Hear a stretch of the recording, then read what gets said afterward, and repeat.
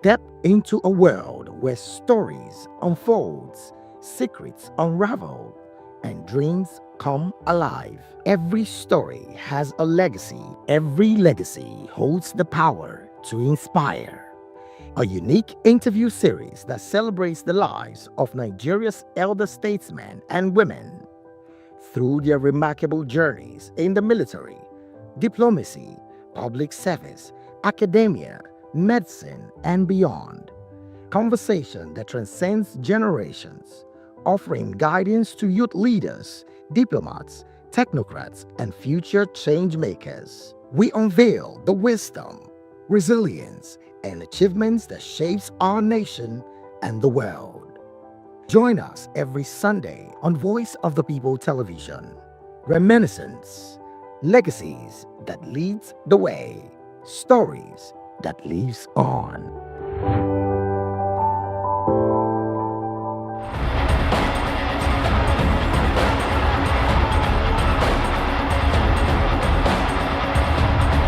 Delivery comes in. Oh, it's a great goal! They got a goal, Nigeria!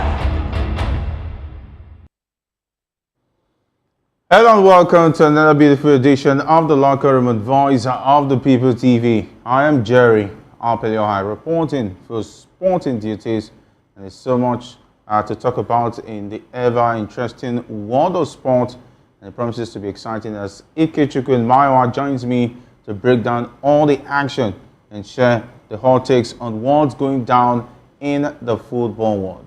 Don't forget, you can subscribe and turn on that notification bell so you never get to miss any episode of the Locker Room for those who are watching us on the YouTube platform. Also, don't forget to call us via the WhatsApp number showing on your screen to join the conversation.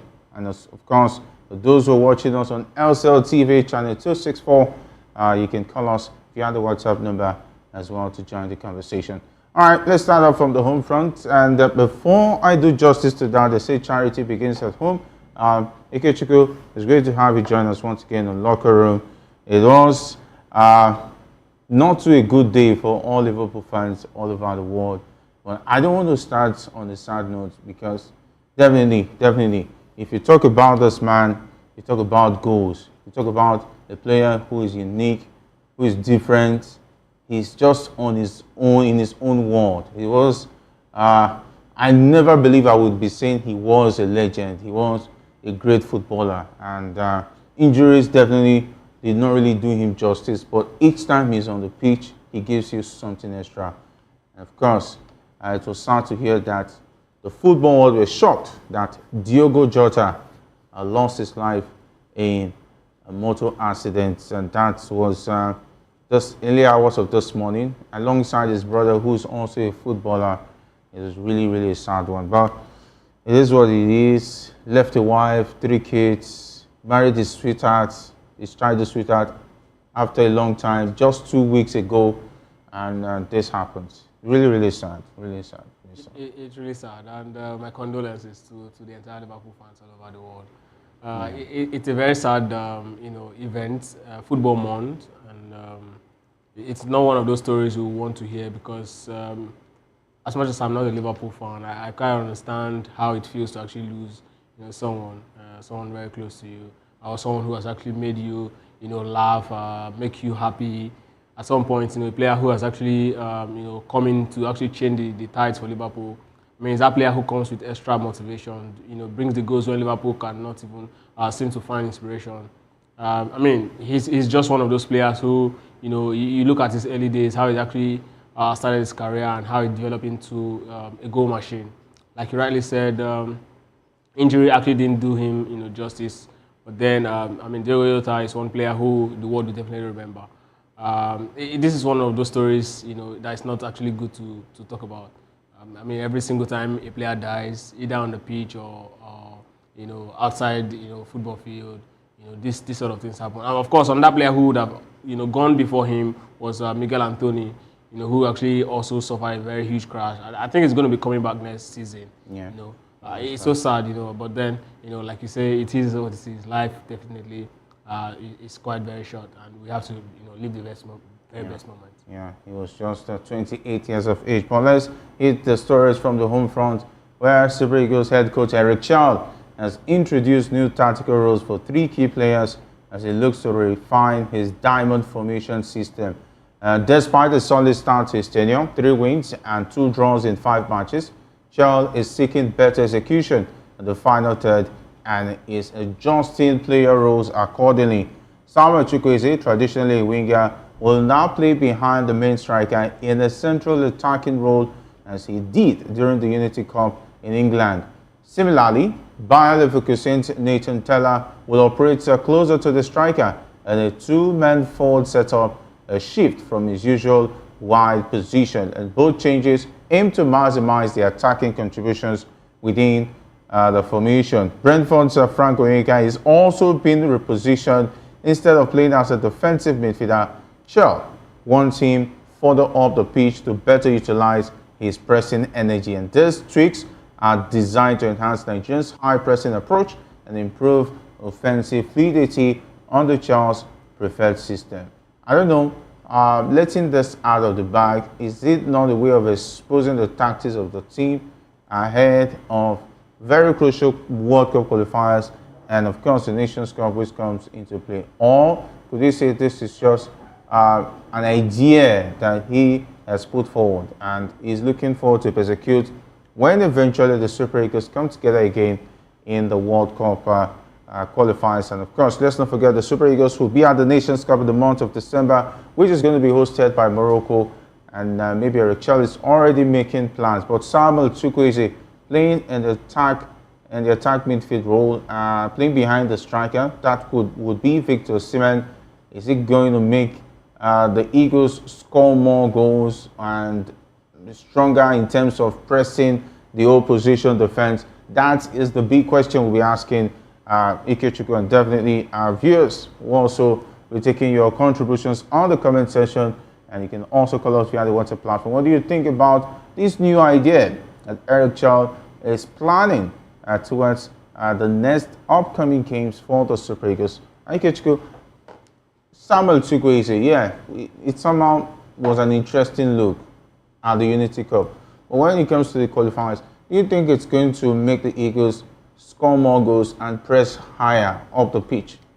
Okay, looking at the diamond formation and how people who have actually tried it out, have actually executed that particular formation, you realize that there's usually someone at the base of the midfield who is actually very good with the ball, and then most times people who are very energetic, either in the midfield, people who can actually really win ball are usually placed a high position. A very good example, this particular formation is widely used by Italians. So, for example, we look at the Italian national team under the era of Andres Pirlo. You realize that Pirlo usually is at the base, and then you have the Gattuso and Ambrosini playing in front of him, right? Of course, in Chelsea, we also had that Chelsea side that won the UEFA Champions League. Jorginho was there, and then you have N'Golo Kante and the other guy playing Mason Mount playing ahead of him. So now we're looking at a Super Eagles setup where he's actually trying to look at Frank Onyeka playing ahead of either Wilfred Ndidi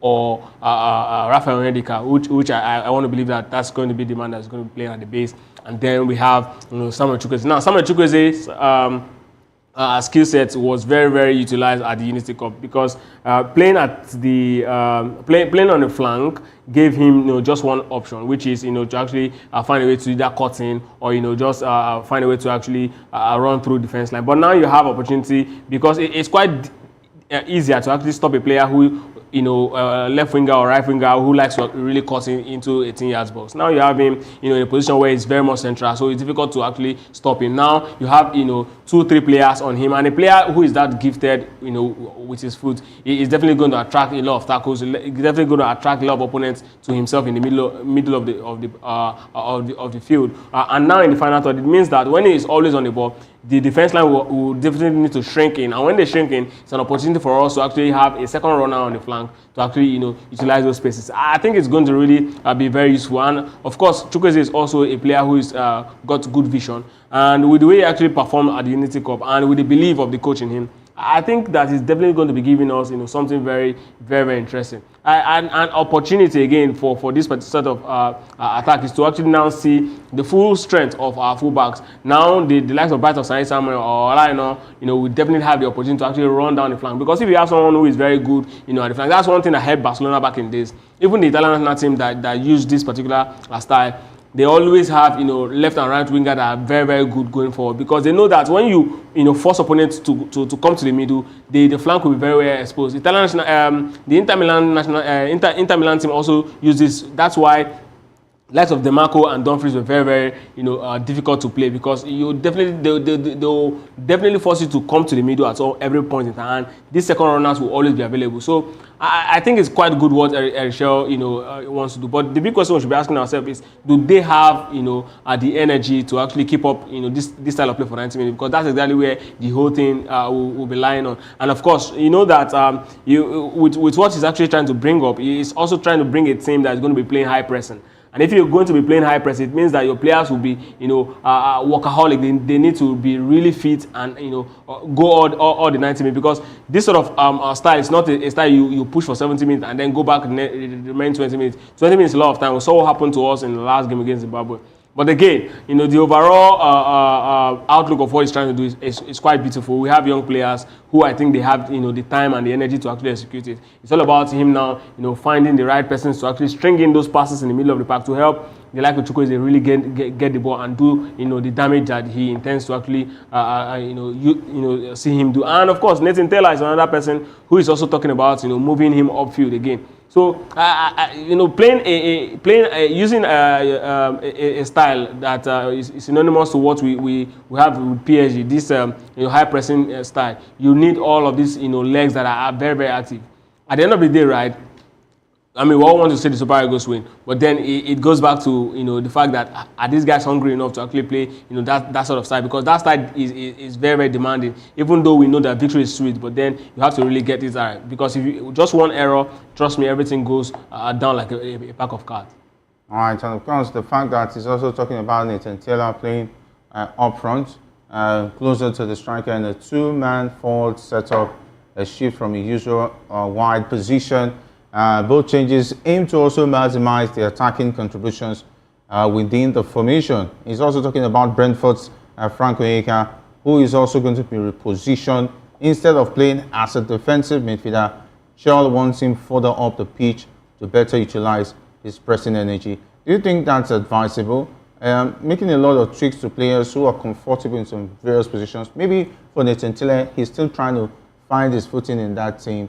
But is he going to be a mainstay? Because Nathan Taylor is always out injured, and he's not the Mr. Reliable when it comes to injury worries. Same for like Frank Onyeka too. Sometimes he goes on long injury spells, and that means he needs to also have a plan B if these are the options he's looking at. Yeah, true. We can look at Frank Onyeka, and then we look at Fissayo Dele Bashiru. I think they are like-for-like player, even though you want to fancy Tom Dele Bashiru as a player who is more creative, because he's naturally a player who plays off the people. But when it comes to how hardworking he is as a player, I think is the right fit for a replacement of Frank Onyeka. And for the other man you mentioned, Nathan Taylor, we can also look at Hassan Yusuf. He's also a very hungry player who is quite a workaholic as well. Again, we can always look at other options in the Super Eagles, the likes of the Villarreal man who we've been talking about.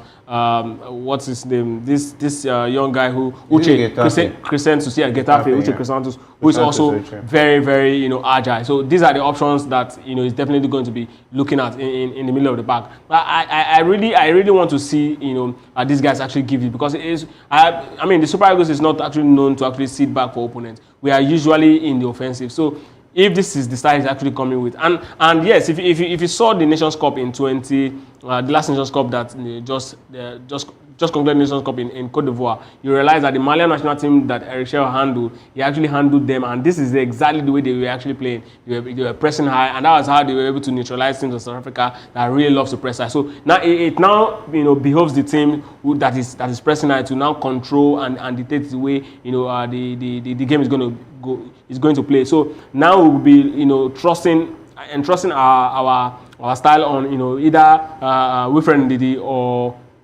of Rafael Medika to actually, string those passes. And the most important thing is, somebody who is going to be finishing those chances, because when you press, you most likely, create more chances. And we'll definitely, it's all about, how much of a chance you can actually utilize at the end of the day.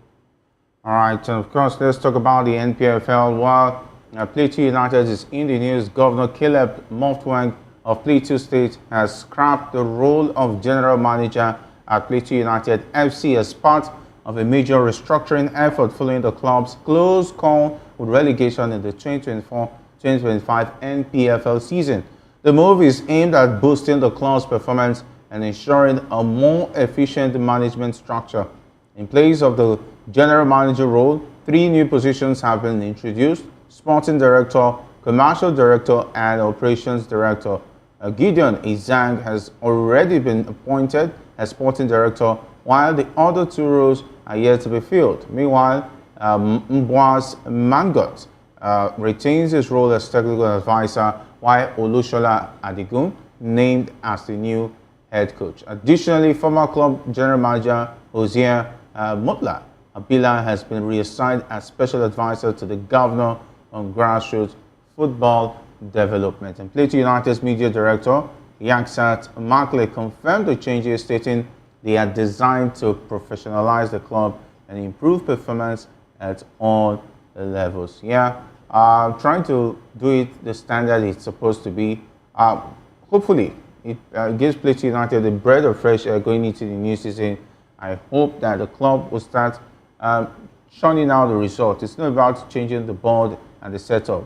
The players' welfare, I hope it's top-notch in terms of their movement from one place to the other. They have the facilities, there's of vehicles, and they get to fly when the distance is far. They are well secured financially, and in terms of the jerseys and insurance, and when they get injured, talking about health insurance and so on and so forth.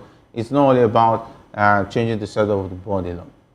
So Jerry, when I saw this news, I was just thinking. The first thing that came into my head is, how will it sound if you hear that the mayor of London, decided to sack, the coach of say Arsenal or Tottenham or Chelsea, and then restructure the team? How does it sound in your ears?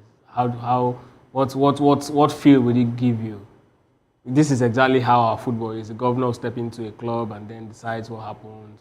I mean, these are politicians. They should stay away from football. Let people who are. This is one of the reasons why our league is actually the way it is at this point, right? Real businessmen are yet to actually step in, right? I'm not forcing his, what he's doing. I don't really have issues, because of course it's all about football development. But then of course, in the long run, what happens if a non-sporty governor comes in, right? A governor who is not interested in sport. It means Plateau United would be a carcass, would be a thing of, how will I put it, something that's actually not, more like a relic for the States. It's not going to be useful. They just look back and say, okay, we have a club here that, where's Mighty Jets today? The league, the club side actually won Nigerian Professional Football League at some point.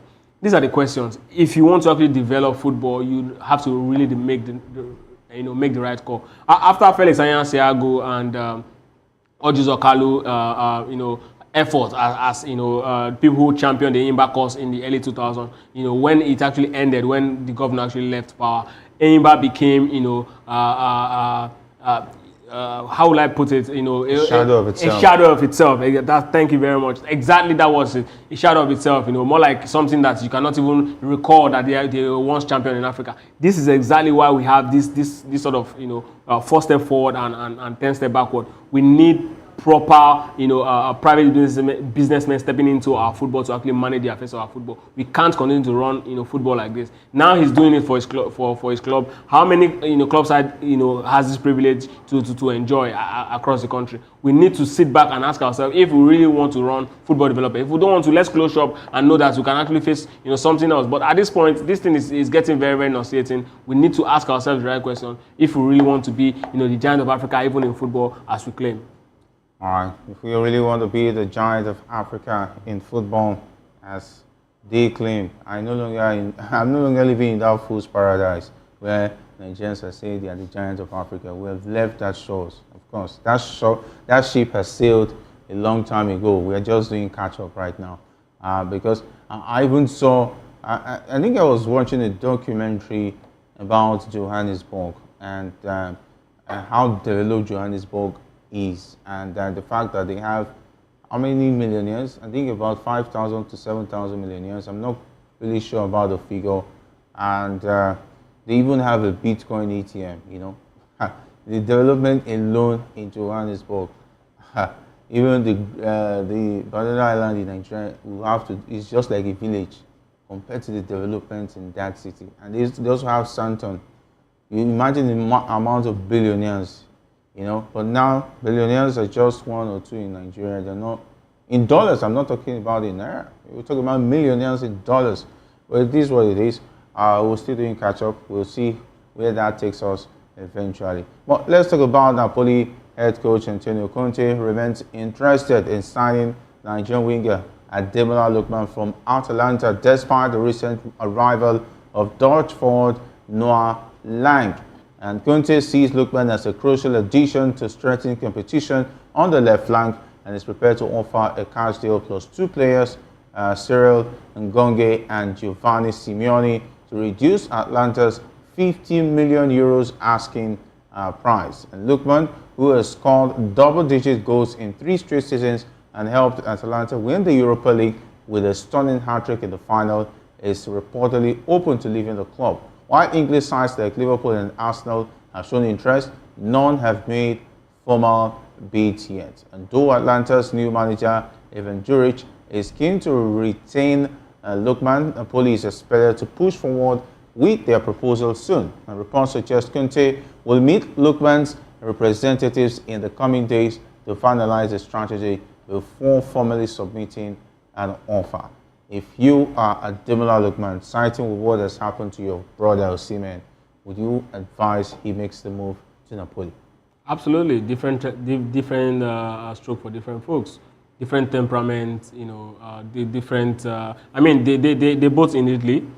Osimhen had issues with Napoli, and Ademola Lookman at some point also had issue with the coach Gasparini.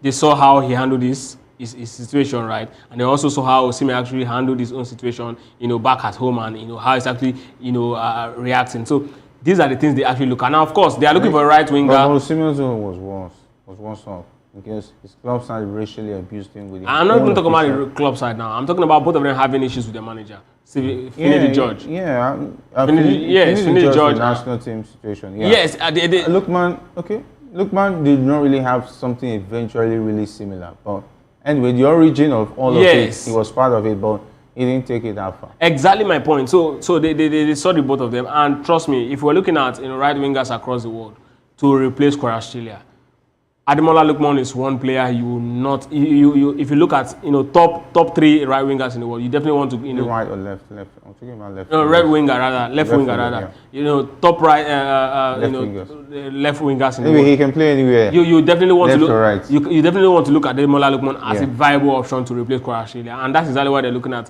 You know, his profile as a player fits. I mean, African Footballer of the Year, a player who, you know, has done it in Italy. He has conquered Europe, even if it's at you know, the much lower level compared to the UEFA Champions League. And of course, he guided that Atalanta side that, you know, they're a side that really, they don't really have, you know, a big character in that team. But Ademola Lookman shown, like, you know, a million star. Now they have an opportunity to actually get somebody who is, you know, something this top club side do. When they actually want to go sign a player, they definitely look at so many metrics. One of the first things they look at is adaptability. How long is he going to actually adapt in this league, right? Ademola Lookman needs no introduction. He understands how Serie A works. He knows what the challenge is all about. And of course, moving into a Napoli side that, you know, they have more stability. They've won the league. They have players who are, you know, hungry to actually, you know, do it in Europe. I think this is a very, you know, big call for him. And of course, Napoli is a bigger stage compared to Atlanta. So yes, why not take the project? And the manager at this point also is a more experienced manager who has managed players with big characters. I don't think Antonio Conte would actually hit, you know, lash out at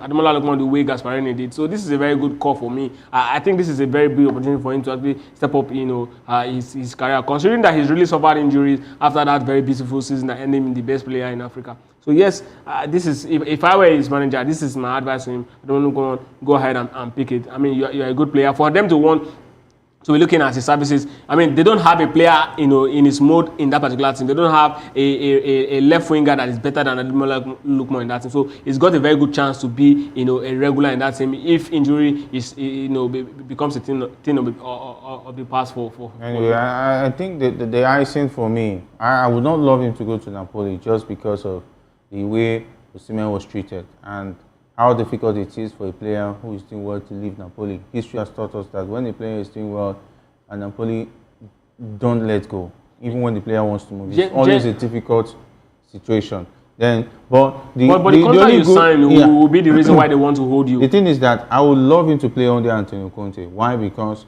Conte is going to make him a better player and he's guaranteed trophies. Yes. He's going to win trophies. But Conte is a manager that doesn't stay long in a club side. He almost left the season. I don't know what the management did. Maybe they did maybe they accepted the terms he put on the table. That is why he's staying. But what situation might change in the middle of the season. Situation might change before the season wraps up. And if he leaves, the dynamic is going to change. And he's going to leave Ademola Lookman in a difficult situation. But the thing is, Ademola Lookman needs to actually step up. Which bigger club is really interested in his services? I mean, across Europe, we've not really seen a concrete move. Yes, there might be rumors. I think I like the stability at Napoli over the instability the stability at Atlanta over the instability at Napoli, because the owner can just wake up one day, tell the manager, "I don't want you anymore." Just change anything. He doesn't even care what happens. It's his club, and of course, he has stated that the club is more like a family toy. He can do whatever he likes with it. And that's how ruthless Aurelio De Laurentiis is. And that is not the kind of club any serious footballer will want to put his faith on. Because, one, is age. Age is no longer on his side. That means if he goes to Napoli, for instance, he has a good season and Conte leaves and the future of the club side is going down the drain, he will have to be in a situation, start begging he wants to leave, and he might have to settle going to the Saudi League. But this is one big final move he will have to make. If another club is not coming for him, I think it's advisable to stay at Atlanta and wait for a better offer, or maybe go to the Saudi League eventually and cash out. The problem is, staying at Atlanta is not looking like a team that is really willing to fight.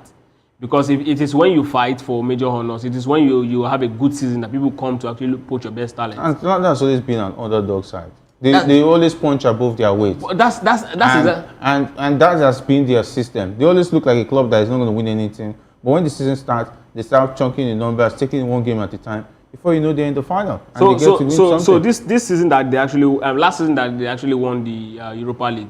Season before that, right? Did we see any special thing in Atlanta? Yes, they've always been that mid-table team, but for a player who want to actually make a big move, how many Atlanta players have you seen made a big move from Atlanta to a top club? They always Hoyland made the move to Manchester United, to a big club side. Jerry, what do you say me Hoyland?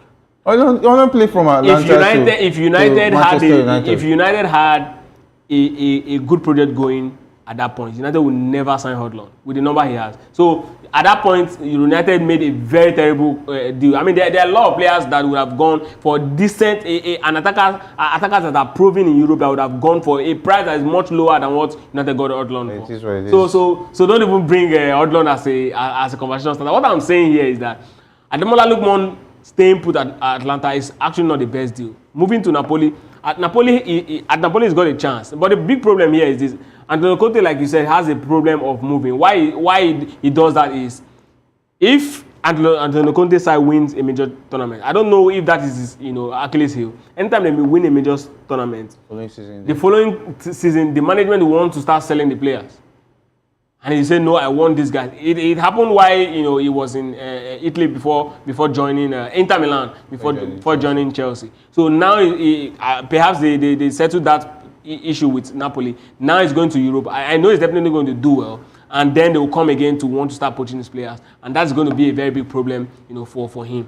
But I mean, I still believe that if De Laurentiis actually wants Napoli to be a top club again, I think it's going to give Antonio Conte at least 2 seasons to actually do his bit. And if he can give him 2 seasons to do his bit, if Ademola Lookman's contract is 2 years to go, and people start coming for him, they'll consider the age. He also will consider the age before selling. And I think at that point, he should be around 30 because he's 28 now. So at 30 years old, you don't need to start dragging a player that is 30 years old already, that has shown signs of being injury prone. A lot of criteria will be put in place for a player like Ademola Lookman when they actually want to put him up for sale. So I think at that point, he's definitely going to be willing to actually let him go. Yeah, maybe a 5-year contract. And I don't think it's going to be a 5-year contract. I think about 3 or 4 years contract. Yeah, 4 years minimum. And then definitely playing the Champions League and playing under Antonio Conte is actually a good one if it eventually happens for Ademola Lookman. Let's talk about former Chelsea striker Jimmy Floyd Hasselbank has expressed confidence in Nicholas Jackson as the right forward to lead Chelsea's attack over Nigerian's Victor Osimhen. In the conversation on Mikel Obi's podcast, the Dutch legend said he believes Osimhen may struggle to adapt to the Premier League's intensity, even though he admires his talent in other leagues like Spain or Italy. Hasselbank highlighted Jackson's energy, pressing ability, and work rate as key reasons for his preference. And while acknowledging Jackson's inconsistency in front of goal, he praised the young striker's potential and development and trajectory, especially since his move from Villarreal to Chelsea. He emphasized that Jackson gets into good scoring positions and can be improved with training. With Chelsea already signing Liam Delap and João Pedro, the club seems to have shifted focus away from Osimhen, and this opens up opportunities for other European giants like Liverpool, Arsenal, Manchester United, and Galatasaray to pursue the prolific Nigerian striker whose future remains a hot topic in the summer transfer window. Come on, I don't know, maybe Jimmy took something before he went on that podcast, because I don't know how. I think Chelsea fans will not like Jimmy Hasselbank. He's not a Chelsea. He doesn't have interest with Chelsea anyway, because if you take a look at, I think he played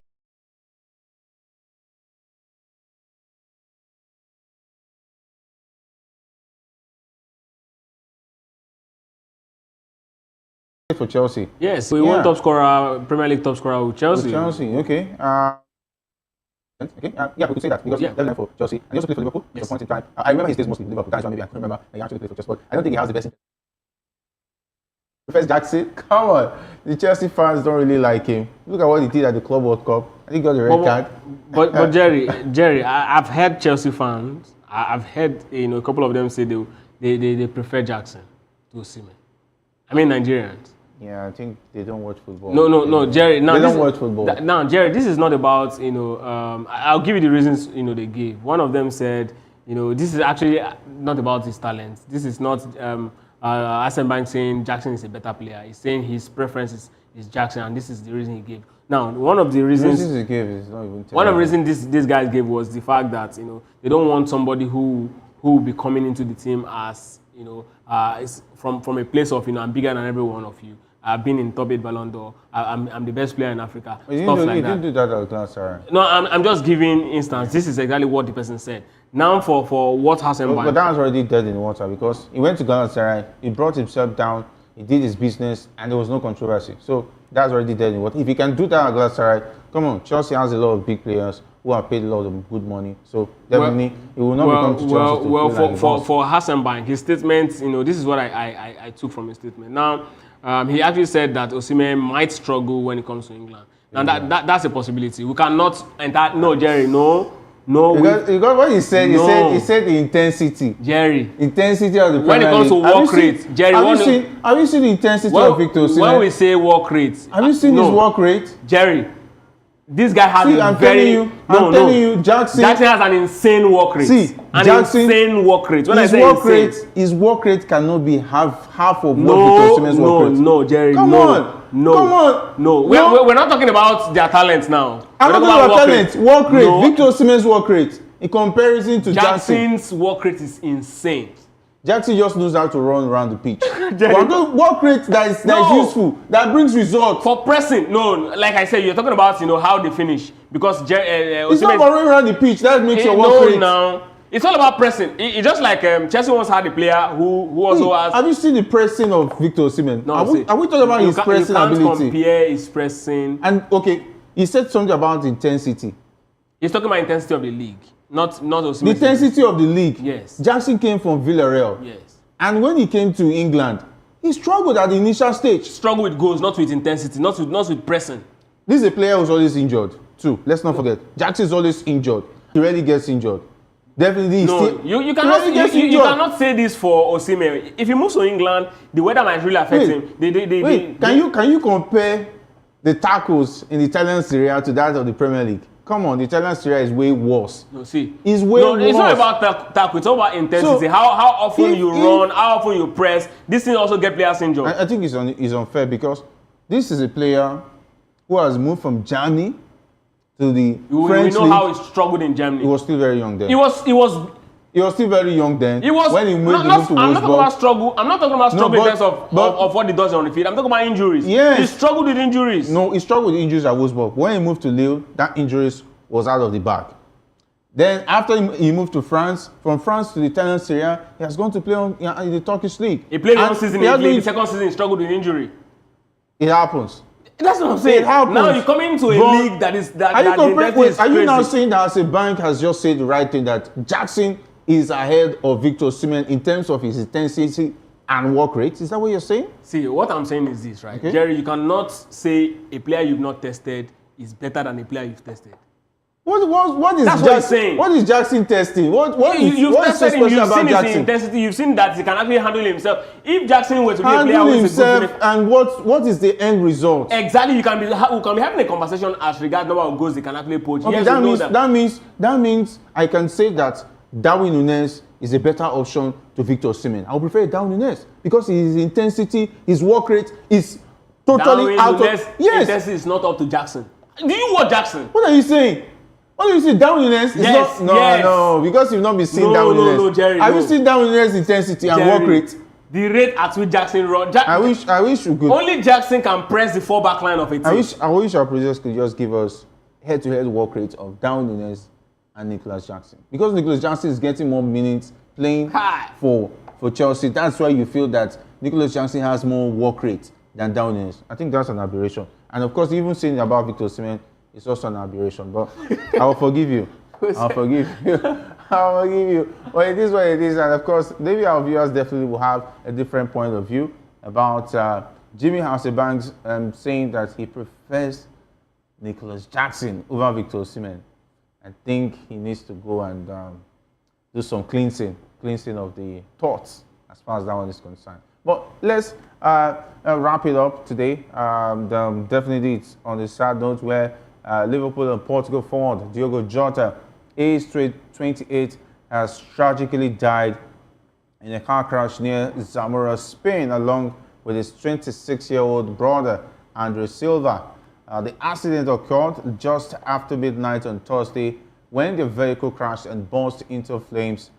Spanish state media and local authorities confirmed the incident, although official identification is still pending. Though it's now official, the news comes less than a week after Jota's wedding on the 28th of June. Jota was a key figure for Liverpool, having joined the club from Wolves in 2020. He scored 65 goals in 182 appearances. That's tremendous for a player who most of the time doesn't start and who has been injured on various times. Still has 65 goals in 182 appearances. That is above decent and of course above average. And helping Liverpool win the Premier League, FA Cup and League Cup. He also earned 49 caps for Portugal, contributing to the UEFA Nations League victories. And of course, he just won the Nations League after winning the Premier League. Wow, and just got married. A lot of things were just going on for the man. And it has been revealed that he was actually advised not to fly. I think he was trying to make his return back to England after the wedding. So I think the family flew, and he just had a long operation of the lungs, and his doctors advised that he shouldn't fly. So he was trying to drive to get to a ferry to England. He was trying to get a ferry to Santander, because some people even say maybe he went to party and so on. That's not the case, but it is what it is. Maybe fatigue or something. I don't know what happened, but that has happened. But he's going to be greatly missed at Liverpool. Definitely a player you can count on from the bench. He brings a lot to the table. He's one player that is never in doubt in terms of his quality. and it's sad. It's really sad. I feel for his family, and losing two brothers, yeah, two sons in one day, losing the husband and the brother-in-law for the wife, and then the kids losing their uncle and their father at the same time. It's a whole lot to process, and of course, I've seen the tributes as well from various club sides, and Jurgen Klopp actually called him his friend. Darwin Núñez said he will miss his smile, that he will never forget his smile. The player was businesslike, no controversies, no issues. He was strictly about a thorough professional. He's a footballer every coach would love to have in his dressing room. Always mind his business, no distraction, no. It's just about the football for him. Yeah. Sadly. It's sad. It's just one of those, very sad moments in the game. I very much remember, when Cameroon also lost Marc Vivian Foe on the pitch. Remember the Olympics, and these moments will never go away, because every single time you see players don that jersey, especially when they put on that his number, that's his jersey number, it always brings that very sad memory. But of course, I just hope that Liverpool can actually find a way out of this. Mentally, it's a very sad place to be after winning the league, and then you lose one of your most prized assets, going forward. When you have the likes of Darwin Núñez that would rather, miss his own wedding than actually score a goal.